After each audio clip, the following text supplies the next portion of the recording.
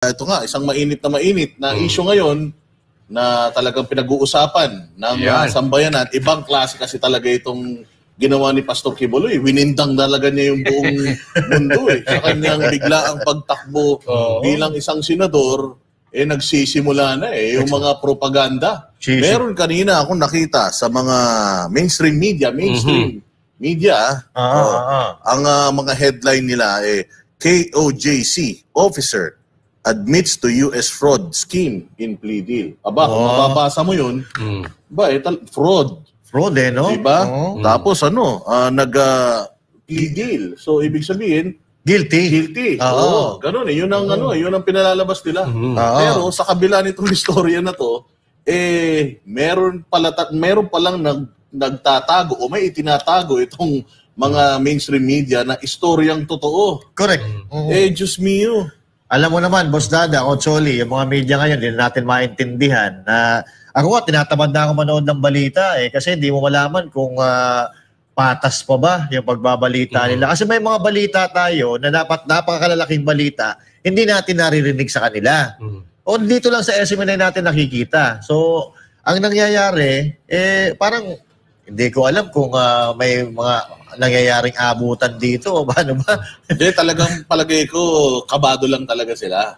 Kabado lang talaga sila dahil si Pastor Apollo Quiboloy threat talaga Correct. Threat sa mga sa mga kurakot ng mga taga-gobyerno Kasi bilang na ang araw Bilang na ang araw ng mga korap diyan sa Senado pati sa Kongreso. Nako. Kasi kung mananalo ang isang Pastor Apollo Quiboloy tapos zero corruption yung kanyang ipipresentang plataforma, gutom yung iba. Yari, talagang may expose itong mga sindikato diyan sa Senado at saka diyan sa Kongreso. Pero ito yung media, mabanggit lang natin. Kasi may mga balita at alam nyo naman yan, kayo na lang ang maghusga.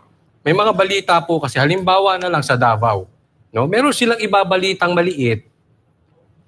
Posibleng totoo yung binabalita nila, pero iba yung kwento ng buong istorya. So yung konti lang ang binabalita.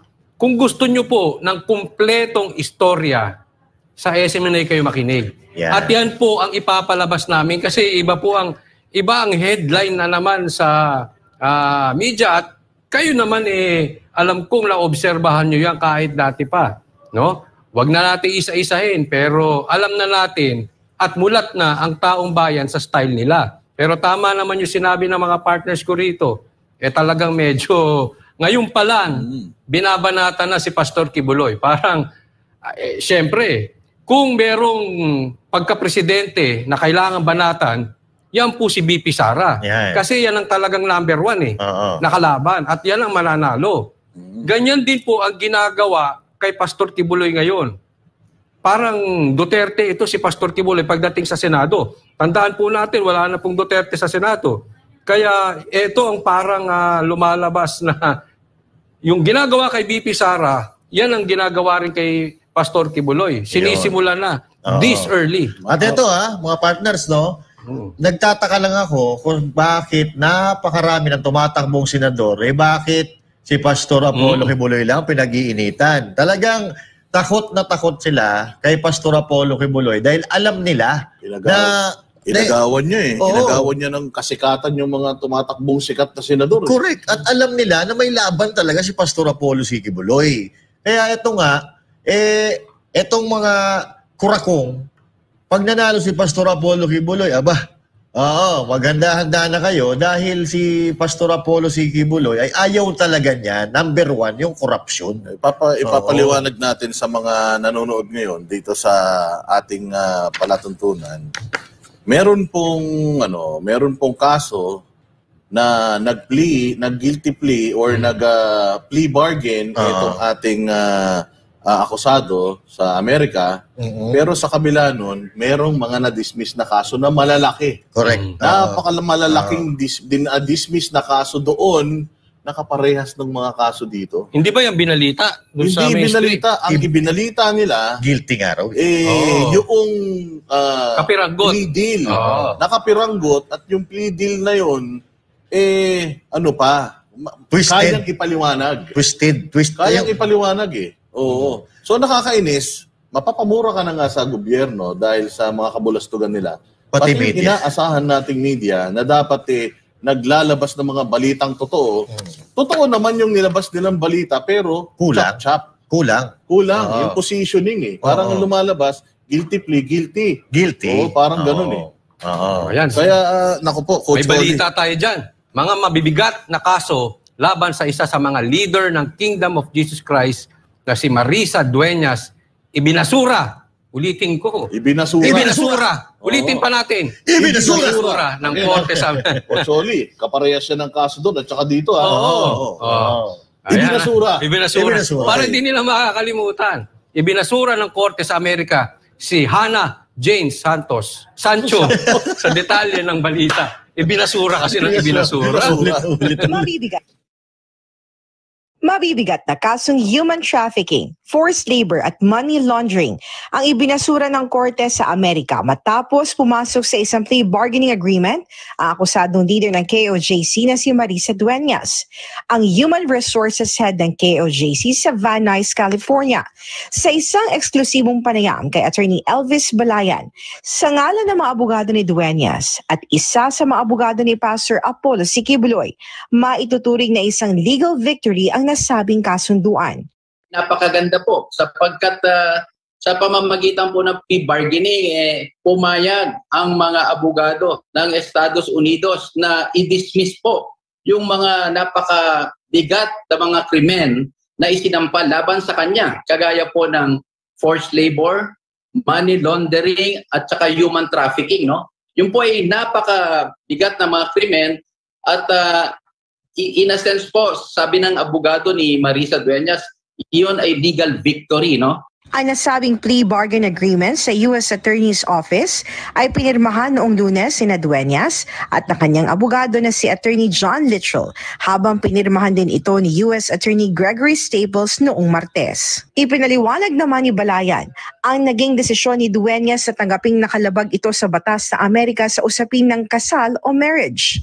Yung po pinasok ni Marisa na part po ng proseso ng Kingdom of Jesus Christ na wala siyang kaalam-alam na ito pala punishable po sa batas ng Amerika. But of course, dahil nga ito ay punishable or pinaparusahan sa Amerika, the increment, umamin po siya sa yung krimen, no? Ani Balayan, iba kasi ang konsepto ng kasal sa loob ng KOJC at sa batas ng Amerika. At binigyang diin na walang intensyong manloko si Dueñas, kundi upang magpatuloy lang ang gawain ng simbahan na nakatuon sa pagpapalaganap ng salita ng Diyos at pagtulong sa kapwa.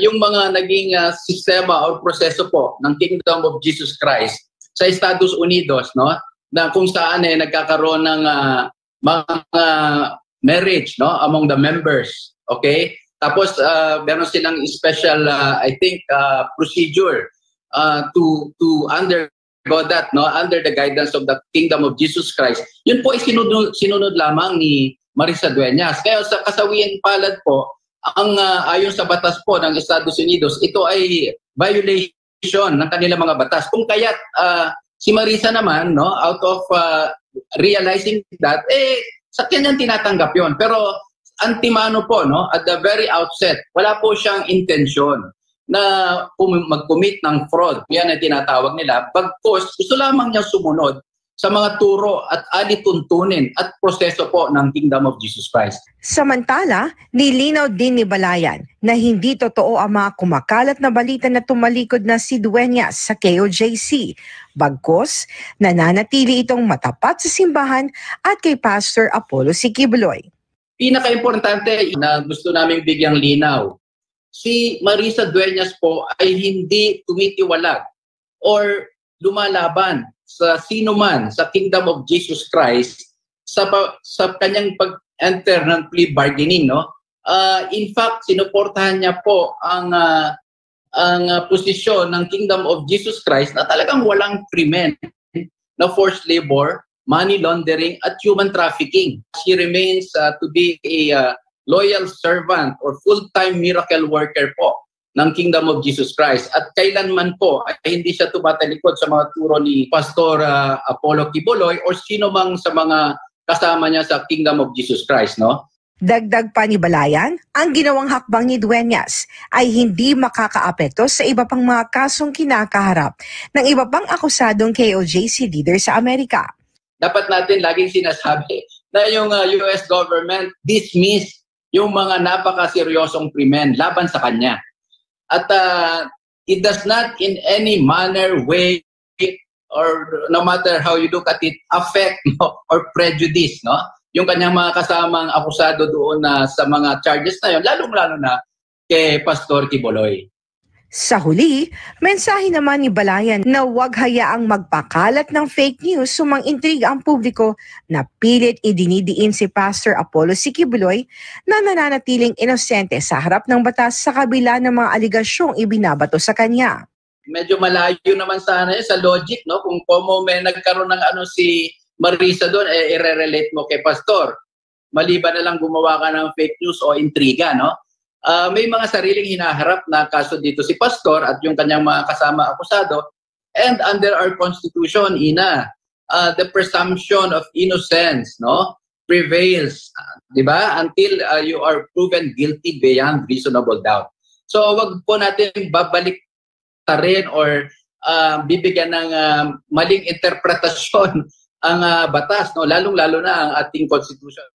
Samantala, kasunod nito, naglabas naman ng pahayag ang KOJC bilang suporta kay Dueñas. Ayon sa KOJC, kinikilala nito ang naging katapatan at senseridad ni Dueñas sa paglilingkod bilang isang misyonaryo sa Amerika. Bagamat nakalabag ito sa batas ng lupa dahil sa pagnanais na mas makatulong pa sa gawain, mananatili pa ring nangingibabaw ang turo ng Biblia. Kabilang narito ang pagsunod sa batas ng lupa. Kaya naman ayon sa KOJC, patuloy silang susunod sa tamang proseso sa buong tiwalang ipinapaubay ang lahat sa kalooban ng Diyos, sa kanyang paggawad ng makalangit na hustisya. Para sa Diyos at Pilipinas kumahal, ito si Hannah Jane Sancho, SM9 News.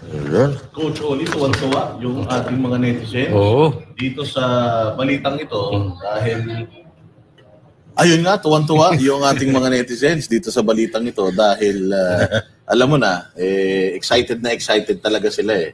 Unang-una sa lahat na ma-overcome or manalo si Pastor dito sa mga fabricated na mga kaso laban sa kanya at syempre dito sa 2025 senatorial election.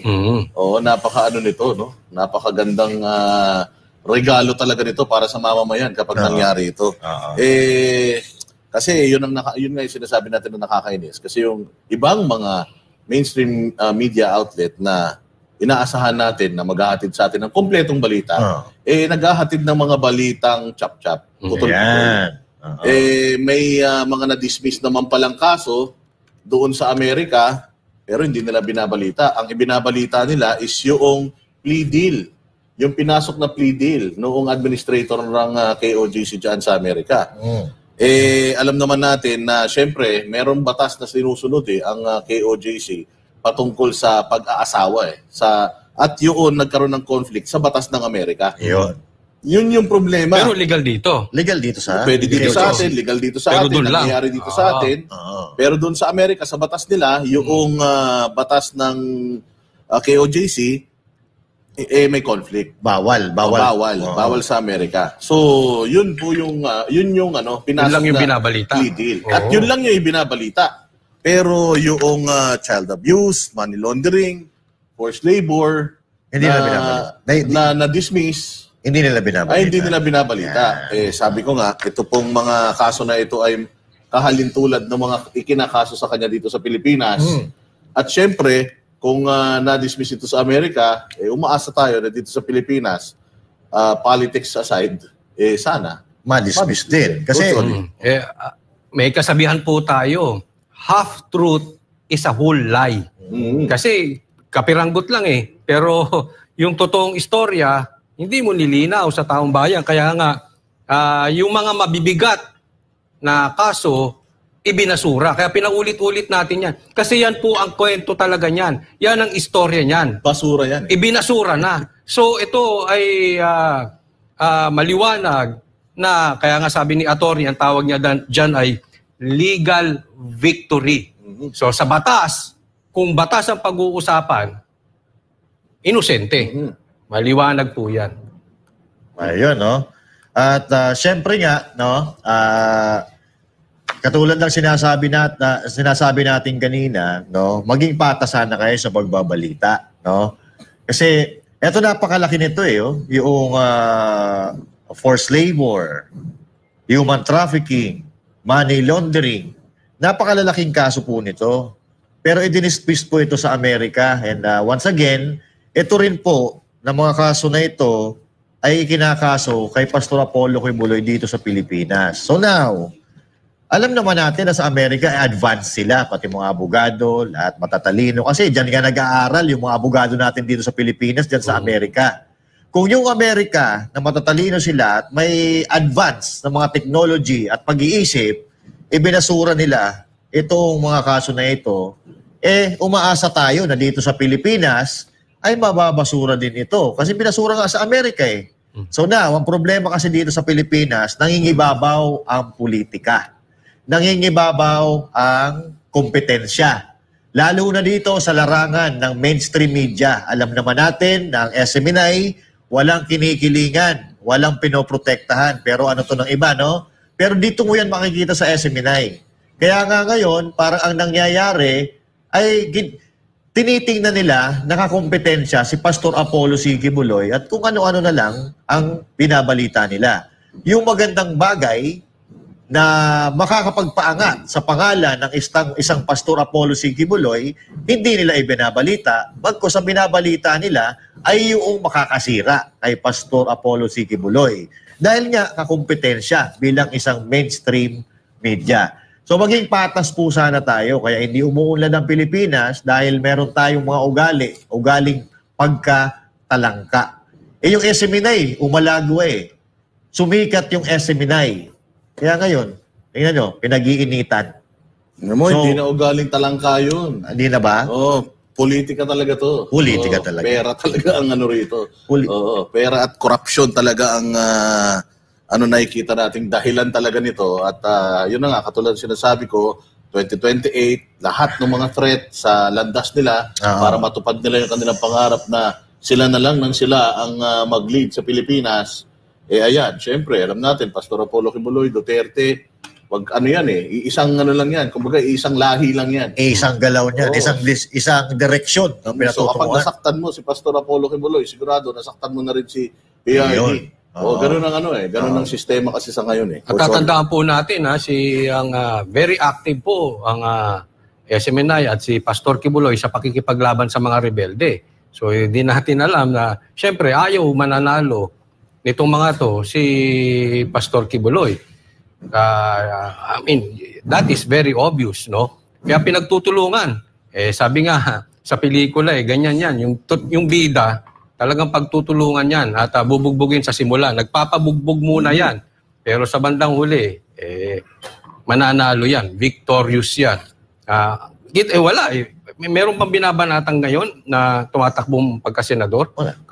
Puro si Pastor ang inaano nila. Wala kahit ngayon mga tumakbong mga senador hindi na rin napapansin dahil kay Pastor Apollo Quiboloy. Kaya kailangan, dahil nakikita nila yung tanggap ng taong bayan. Grabe, no? Talaga yung na parang nabaliw yung internet, yung social media dahil dun sa pag-file ni pastor ng COC, kaya ito. Biglang yung biglang yung pag hindi takpo ng mga Duterte sa Senado. May mga nalungkot yung mga maraming nalungkot di ba? Pero biglang pumasok si Pastor Quiboloy, yun. Nawala no? Nabuhayan na parang naman. Biglang natanggap kagad ng tao na sa Davao na si PRD. Total, Senado naman pinag-uusapan natin. Parang Duterte rin to. Di ba? Ang talagang matalik na kaibigan niya, parang PRRD Bongo, PRRD Pastor Quiboloy, ganyan po ang usapin dyan. At sigurado ako na gusto niyo pang bumanat ng sobra-sobra, pero syempre, gawin na lang natin yan sa ating mga vlogs. Ayan. Kaya manood kayo sa vlog ni Master Judea, Coach Oli, Boss Dada, syempre, si Banat Bay at si Jay Guevara. Manood kayo ng mga vlogs namin dahil magko-content kami tungkol dito at lahat ng mga hindi natin pwedeng sabihin dito, doon nyo maririnig. Kaya ayan, anyways, ganun talaga. Lahat na nagsisimula, nagtatapos. Kulang ang oras talaga natin, pero meron pa naman tayong susunod na araw. Coach Oli. Para sa akin, no, last message, ako'y naniniwalang inosente po ang si Pastor Quiboloy at iba pang mga members ng KOJC. At ito po ay unti-unti nang lumalabas. Actually, hinalungkat na yan eh. Matagal na rin nawala yung kaso na yan, hinalungkat lang, pinalabas. No? Ngayon, again, diinan natin, ibinasura. So yan po ikalat nyo sa mainstream media na iba na hindi patas or hindi kumpleto yung kanilang balita, lagay nyo sa comment section, ibinasura.